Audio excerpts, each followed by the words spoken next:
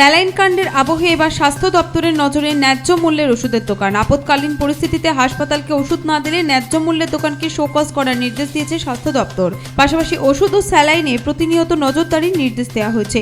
মেদিনীপুর মেডিকেলে প্রসূতি মৃত্যু নিয়ে বিতর্কের আবহে প্রথমে পশ্চিমবঙ্গ ফার্মাসিউটিক্যালের তৈরি রিঙ্গাল ল্যাকটেজ স্যালাইন এবং তারপর ফার্মা ইমপ্লেক্স ল্যাবরেটরিজ প্রাইভেট লিমিটেডের 17টি ওষুধের উৎপাদন ও ব্যবহার বন্ধের নির্দেশ দেয় স্বাস্থ্য দপ্তর।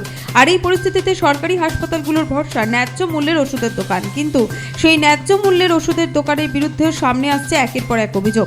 মেদিনীপুর মেডিকেলে ন্যায্য মূল্যের দোকান থেকে কেনা স্যালাইনে ছত্রাক মেলার অভিযোগ উঠেছে।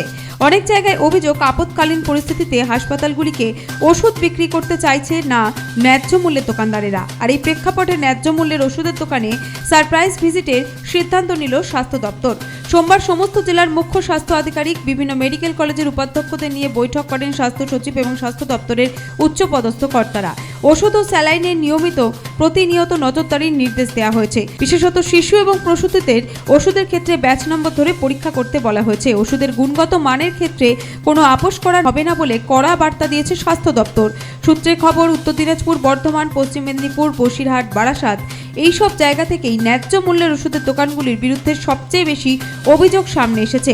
স্বাস্থ্য দপ্তরের তরফে জানানো হয়েছে, কোনো ন্যায্য মূল্যের দোকান যদি আপৎকালীন পরিস্থিতিতে হাসপাতালকে ওষুধ দিতে না চায় তাহলে তাদের শোকজ করা হবে। মঙ্গলবার থেকে স্বাস্থ্য দপ্তরের সেন্ট্রাল মেডিসিন সেন্টারে 118 রকমের ওষুধ সরবরাহের জন্যই টেন্ডার প্রক্রিয়া শুরু করা হলো। বাদ দেওয়া হয়েছে বিতর্কিত সংস্থা পশ্চিমবঙ্গ ফার্মাসিউটিক্যাল এবং ফার্মা ইমপ্লেক্স ল্যাবরেটরিজ প্রাইভেট লিমিটেডকে। সূত্রে খবর, নতুন সংস্থা থেকে সরবরাহ করা ওষুধের পার্শ্ব প্রতিক্রিয়া নথিবদ্ধ করে তা জরুরি ভিত্তিতে স্বাস্থ্য ভবনে পাঠাতে নির্দেশ দেওয়া হচ্ছে হাসপাতালগুলিকে। Bureau report, Nobel Bangla.